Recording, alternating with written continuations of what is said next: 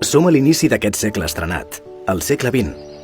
Barcelona s'està urbanitzant i allà on hi havia camps, ara es construeixen fàbriques.